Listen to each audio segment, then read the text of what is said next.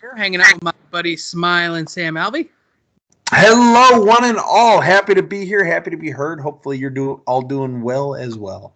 It is the Just Smile podcast. Sam and I are going to talk to you guys about some of the latest happenings in the world of MMA and maybe some other stuff here. Producer Derek is not around tonight. He is ill, so get better soon.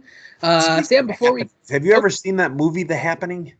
The Happening with Mark Wahlberg, where the trees kill the earth or something? Yeah, where it's like wind. Wind is the enemy. Wind is the... That's true. I've always said, Sam, that wind is the enemy.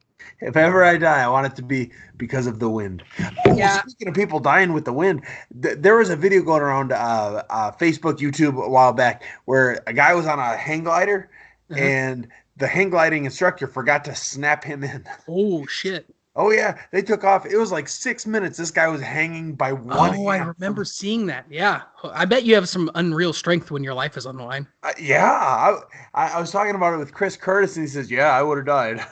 He said, I wouldn't have made it. So I got a lot of strengths, but grip is not one of them. Yeah, it's really hard to, luckily... Sam, I've been practicing my grip strength for a very long time. I have a secret workout. I can tell anybody if they want to message me. I'll tell them how I do it.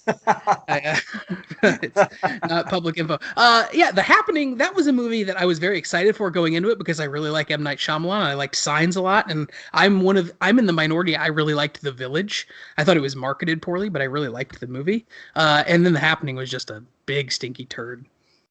Really, you liked The Village more than The Happening? Yeah, I like The Village a lot more than Happening. Hey, The Village. I was not a big fan of The Village. Yeah, so here's my gripe with The Village. If just a real quick diatribe before we get into this week's podcast.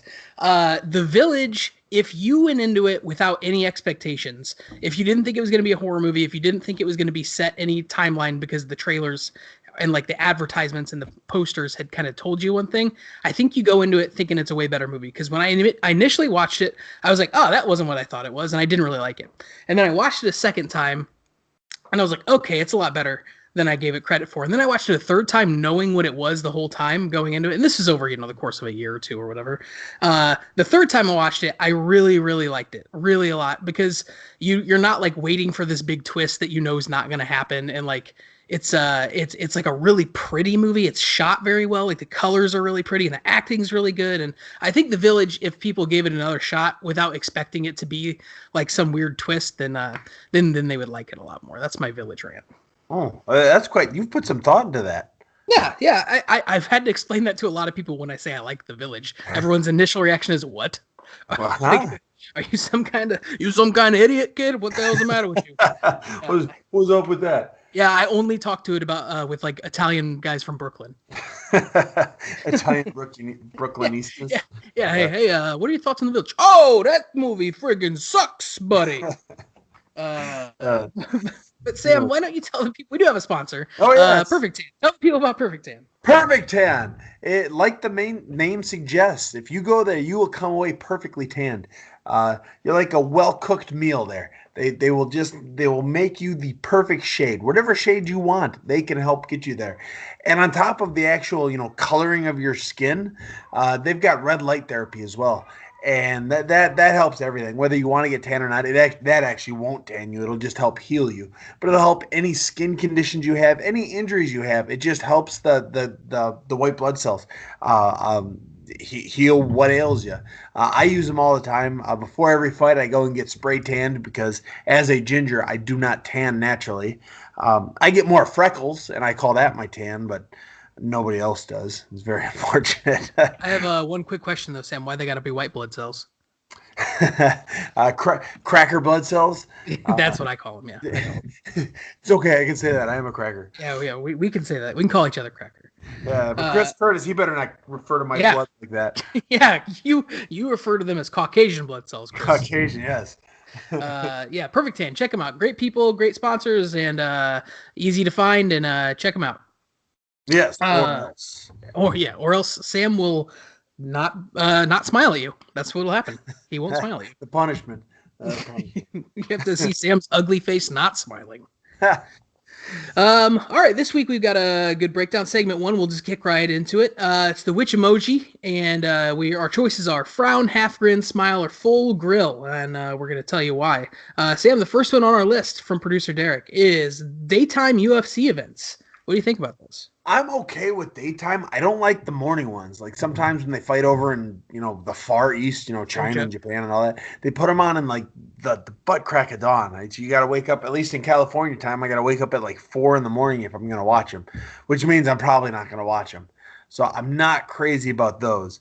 But the daytime ones, like it's the middle of the day, like the first fight's at noon, California time, Pacific time, I'm okay with those. I'm probably not as I'm gonna watch this fight as I would be for the prime time events, but it's kind of nice. It's like you're in the middle of the day, just you want to sit back and watch something, and that's on, and it beats baseball. And even though I do That's like baseball, I don't. It's baseball sucks, and it does beat baseball for sure.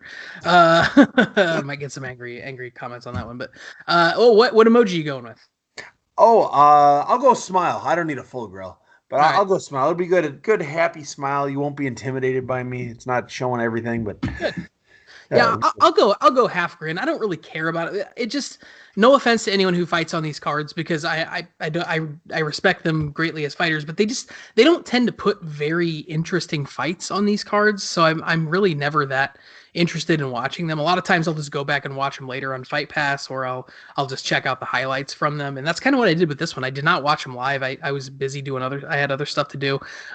With a baby, you feel like you kind of have to pack all of your errand running into when both the parents are available. So that's what we've been trying to do on Saturdays and Sundays. And so I've just been super busy. Didn't get a chance to watch the fights. I was keeping track of them on my phone, and I went back and I watched a couple of them after the fact. But I'm going half smile. I mean, until they put and I don't know that they ever will put like a really big marquee matchup on one of these cards. I'm not really gonna care too awful much. I'll pay attention. I'll watch later, but you never. It's gonna take something interesting to get me to like kind of skirt responsibilities to sit down and watch MMA at 2 o'clock on a Saturday.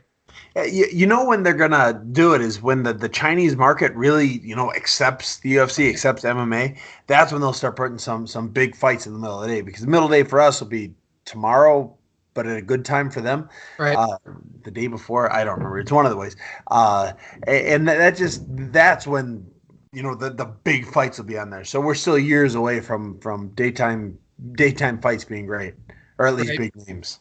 There were some good fights. Yeah, you're right. There were some good fights, and I went back and watched some of them. There's some good finishes too. I don't know if you saw many of them. Did you see that knockout that looked like a video game? I didn't. I don't know either of the guys' names, and I apologize to either of them if they hear this. But it was it was like a white guy and a black dude. It was like a European white guy and like an American black guy. The European dude went for like this really big body kick with his hands down by his waist and just took the biggest overhand right ever. His mouthpiece went flying. It was like a video game knockout, man. It was crazy. Oh man, I was driving home from Vegas, so the guy I had in the back seat, actually the kid, he was 17. He was kind of reading me a play-by-play. He was watching him, and he told me about that one. Yeah. Did you had a 17-year-old in your back seat? I did. He was there he bound voluntarily and gagged? Okay, all right, good. I found him in Vegas and I brought him home. You're mine now, 17-year-old. My family's you will live with me. You have a new family. This one's not on the outline, but it just broke today, so I want to talk about it. ESPN acquired the PFL. They're going to be airing on ESPN as well, along with the UFC. What do you think about that, Sam? I love the PFL. I love the idea. I like how they're, I like the pay structure of it. I'm a big fan. If I wasn't in the UFC, I would go hard towards the PFL.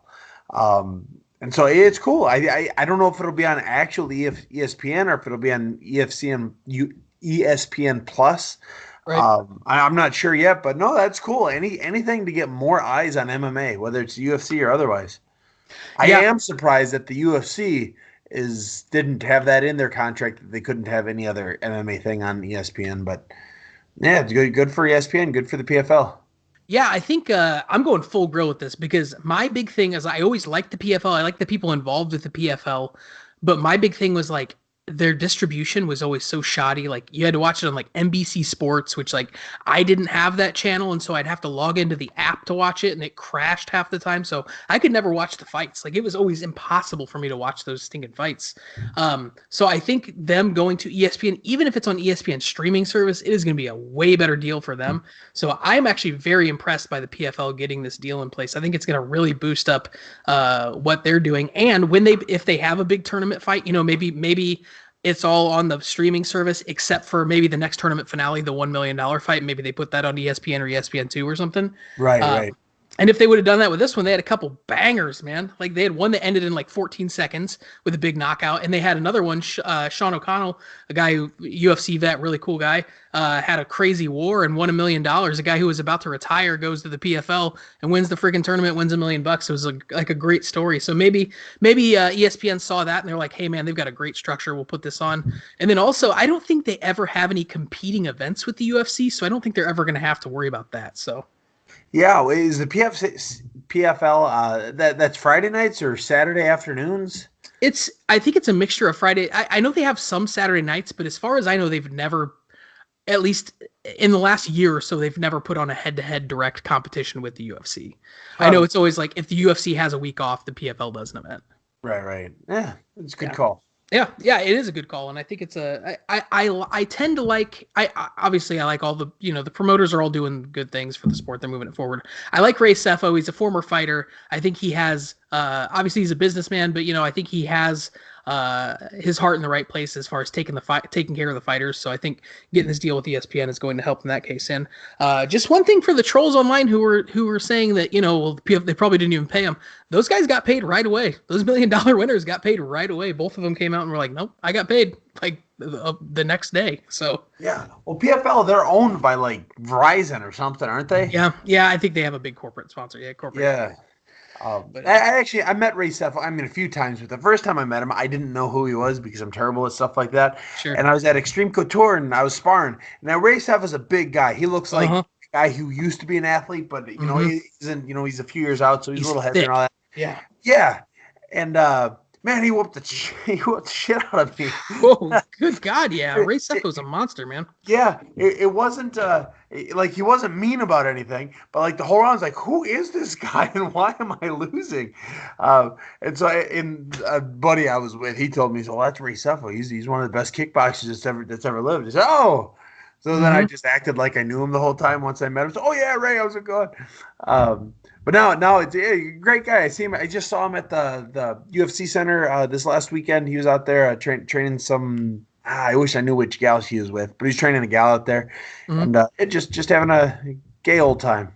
Yeah, if any of the listeners have never watched any Ray Sefo fights, go back and do yourself a favor. Similar to Mark Hunt in the way that really, really heavy leg kicks and didn't really do a lot to block punches, just kind of took them and swung back. His fights were always really, really fun. Actually, there's a really famous clip of one of his fights with Mark Hunt where Mark Hunt's just kind of walking forward and taking giant bombs in the face and like nodding. And you're like, these people are stupid to do this. Why would you do that? Put your hands up, you psychos. But they're huge freaking Tongans. They don't get hurt. They're a different. They're genetically different than us. They're weird. Yeah, in a good way. I don't mean that in a bad way. I mean they're superior. Like there's a weird stat where it's like if you are born on American Samoa and you're a male, you have like a 18% chance to play in the NFL or something like that. It's weird.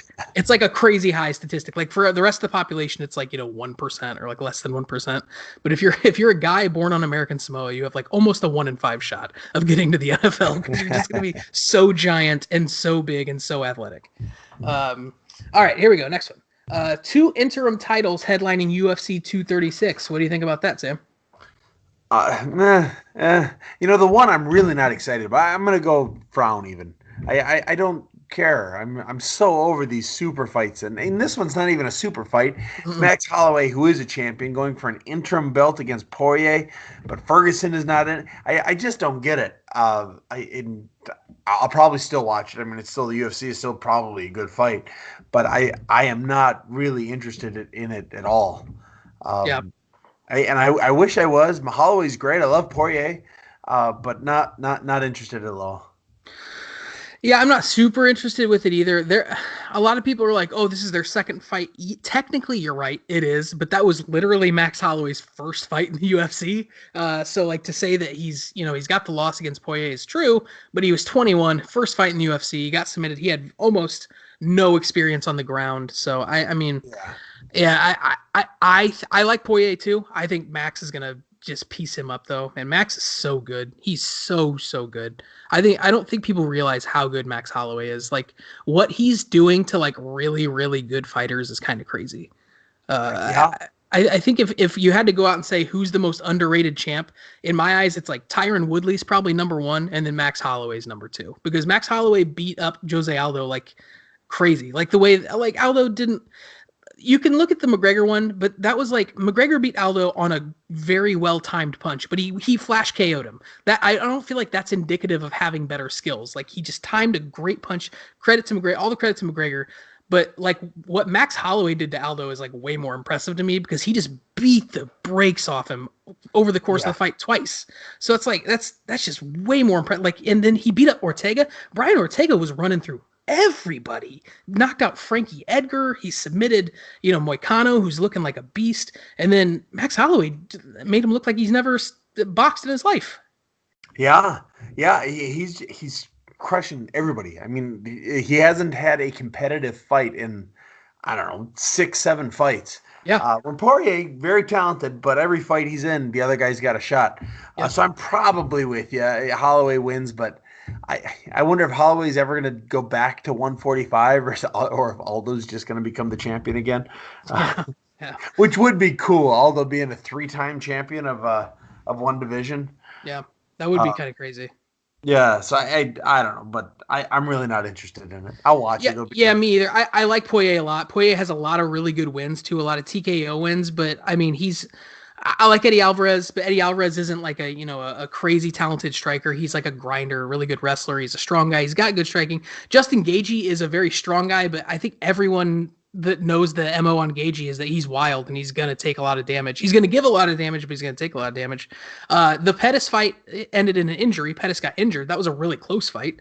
And then you look back, he has a no contest. He beat Jim Miller, who's a very good fighter, but he's not, a striker. And then he got knocked out by Michael Johnson. So I just think that Max Holloway is really on another level than Poirier on the feet. So it'll be interesting. And plus, now Max doesn't have to cut to 45, and Max had a big cut to 45. So I really think that's going to be kind of like a coming out party. But I agree with you. I'm at a frown. I don't care. I hate all these freaking interim titles. It's so stupid. It devalues the title.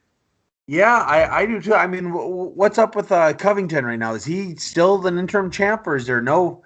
Or is he not? I don't get it. It doesn't make any sense to me. They put him on so they can have their pay-per-view. And I just doesn't make sense to me. Yeah, it doesn't make a lot of sense. There's in all honesty, there are some great fights on this card because the other one, we didn't even talk about the other one, Gastelum and Adesanya. That's the other one that's going down. I don't feel like they should have stripped Whitaker. Like I think I don't think they should be giving out an interim title.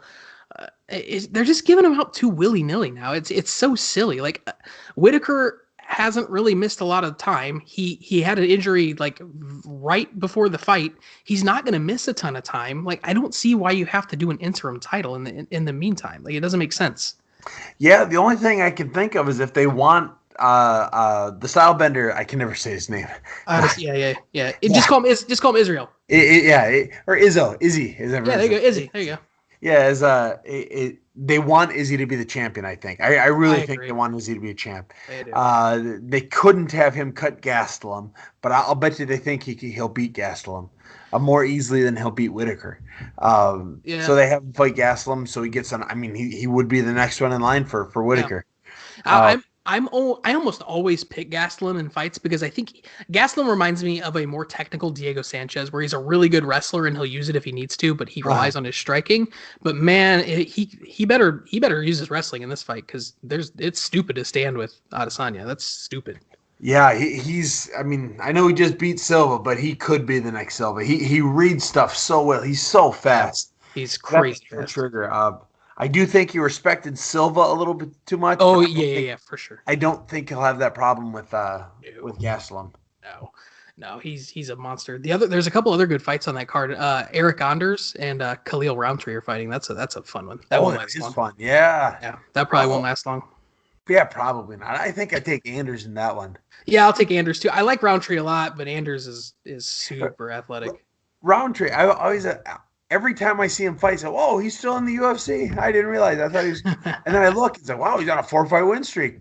Yeah. And then he hit Walker, and Walker's a threat to everyone. Yeah, no one wants to fight that guy, man. I think he's the one I want to see against Jones. I know he's got a big fight. He just took a last-minute big fight coming up here pretty quick, but he's one I think could maybe possibly get Jones. Yeah, and actually, he's replacing OSP to fight Serkinov, and we've had Misha on the podcast before. He's a nice guy, Misha Serkinov. That's a scary fight for him, man. Yeah. That's, you know what? Credit to him. He's got some cojones on him to accept Johnny Walker on short notice. Yeah, and Walker, I don't think he's beaten anyone worth noting yet, but not really. No, everyone he's beaten, he's made it look so easy, and just had to do almost nothing to do it. Yeah, and it's crazy because you look at his record and like he's got a very good record. He's got a lot of finishes, obviously, but he's got some losses on his record that are kind of weird. Like he lost to a guy who got cut from the UFC, and granted, this was in like 2014. It was early in his career, so who knows? When when the guys are that big, they hit hard. You never know. But like in his fight to get into the UFC, he was a Dana White's Contender Series guy, but like the Brazil version, he won like a unanimous decision. And I didn't see the fight, but I read like some forums and everyone talked about how it was actually like a really boring fight. And then he came in and he knocked out Roundtree with that crazy elbow, and then he knocks out the last dude with a spinning back fist. So it's like, now he looks like a friggin' killer. So.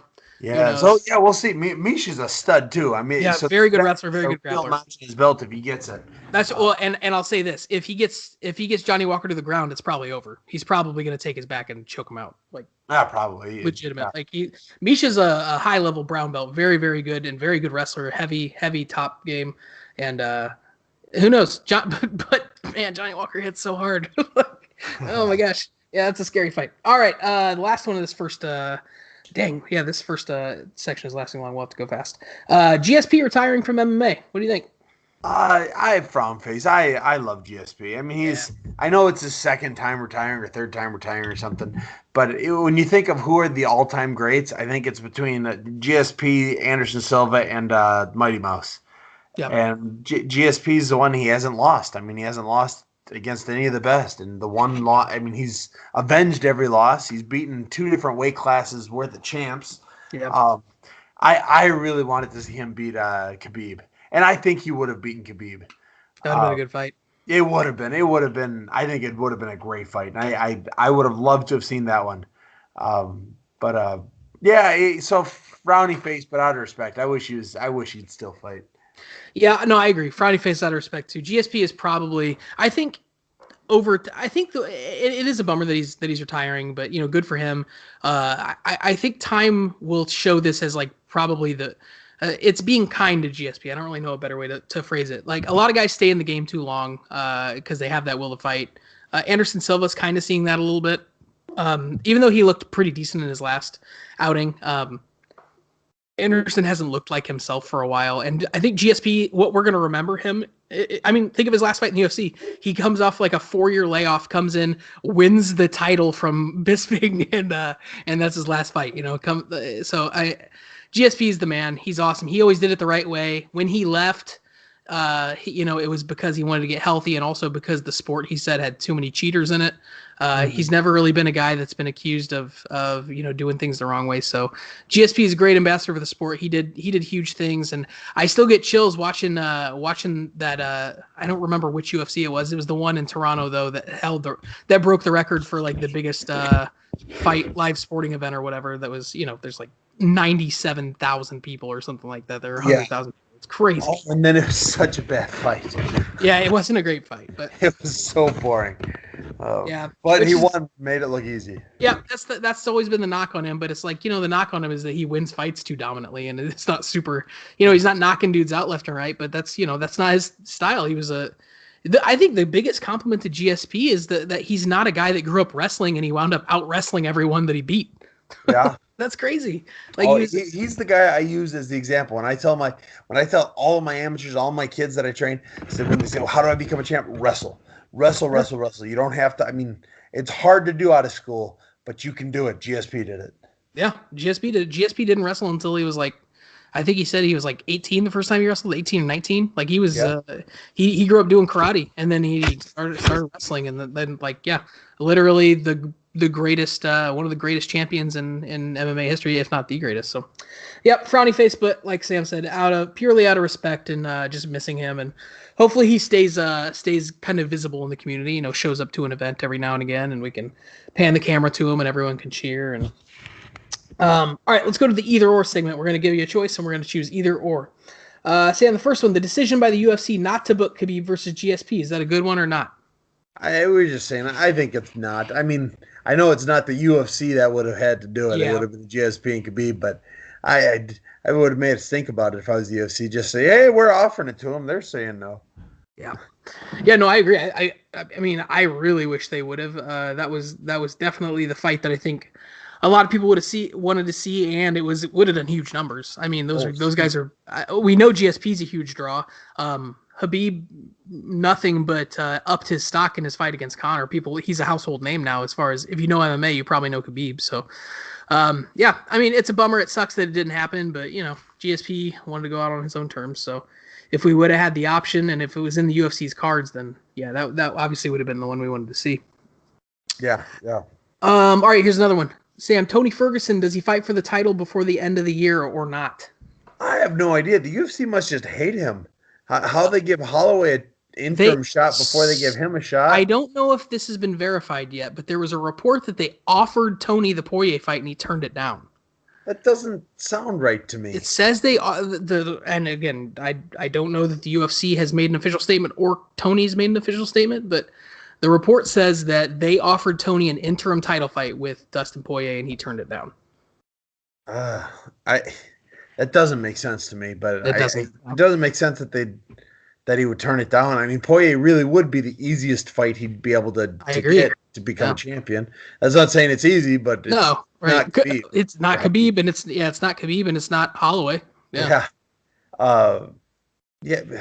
Because I would think that Ferguson is further or closer to a title shot than Poirier. Yeah. So if he said no to Poirier, then did he say no to Holloway also? Right. I don't know. Yeah, I don't know. So I don't know if he gets shot or not. Yeah, I don't know, man. I honestly don't understand what happened there. I'm waiting for more details to come out. I'm also, I don't know if it was like a pay dispute or something like that, or, you know, because I know the only reason Tony hasn't fought for the title is because injuries. He and Khabib have been scheduled to fight, 2 or 3 times, and injuries have forced it off every time. Yeah. So it's just it seems like it's just not in the cards. So I'm gonna say no. I don't think he's gonna fight again for the title. All right, since that first segment went on so damn long, we'll skip segment 3 and we'll just go right to the keep smiling advice. This is my favorite part of the show. So Sam, give the fans some advice about which subscription-based streaming platform they should keep. So I think this one is Netflix, Hulu. What else do we got? Amazon Prime is one, and then you've got coming out now the Disney streaming service too. That's going to have all the Marvel and all the Star Wars stuff. Isn't that Hulu? Is Hulu going to own that, or is it going to be its own? I think it's going to be its own thing. Oh, okay. See, I thought Disney bought Hulu so they would have something. Well, I will Google this while you make your answer. In the DC universe, they've got a paid subscription, something or other. Yeah. And it's not worth watching. Man, I watched the Titans, and what a show I never got into. Yeah. Oh, it wasn't. Yeah, not good at all. But anyways, Netflix. Netflix is my answer. I think Netflix is so much fun. I love it. It's so easy to watch. I even have that cheat box where I can get any movie that's ever been made, and I choose Netflix every time. Nice. My wife likes Hulu, but she likes all those crappy midday How to Marry a Guy in 90 Days or she likes all those mom shows. Well, you might not believe this, Sam, but you guys have kids, and she is a mom, so it's weird.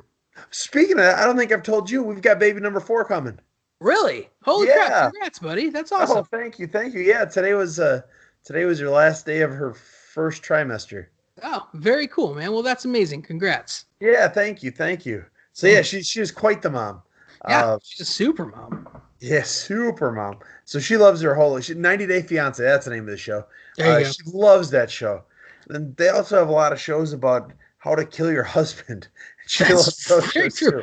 too. I mean, she needs to do what she needs to do, Sam. Yeah, it's always with a hammer too. By the way, I don't Stupid husbands can't decide how to get out. Can't know. figure out how to outrun a hammer. Yeah. So from what the internet is telling me, it says that yes, Disney owns Hulu, but they are going to just kind of manage Hulu and then launch their own streaming service towards the end of the year. Because I know that, so the big thing is that you're going to have some original Star Wars content coming to the Disney service. The Mandalorian's going there. Yeah. And then you've got some, they're going to have obviously all the movies. And then, so I'm going to say this just for right now, I would agree. I think Netflix is the better one right now. But as soon as that Disney one launches, I think that's the one for me, because that's going to have it's going to have all your Marvel stuff. It's going to have all your, it's going to have all your Star Wars stuff. So that's the one for me. Well, that'll be good. Oh, speaking of stuff, I just finished, and you have to watch it. The show is fantastic. The Umbrella Academy. Okay. It is incredible. It was, and I didn't know anything about it before I started watching, and it sucked me in immediately. I've seen a lot of my friends watching it, so I'm gonna have to check it out. Yeah, it's kind of like the X-Men if Professor Xavier was a dickhead. Oh man. Yeah, and it's just wonderful. That's amazing. Yeah, I'll have to check that out. That's on Netflix, right? Yeah, it's on Netflix. And it was I just finished it this morning or last night, and it was wonderful. Nice, very good.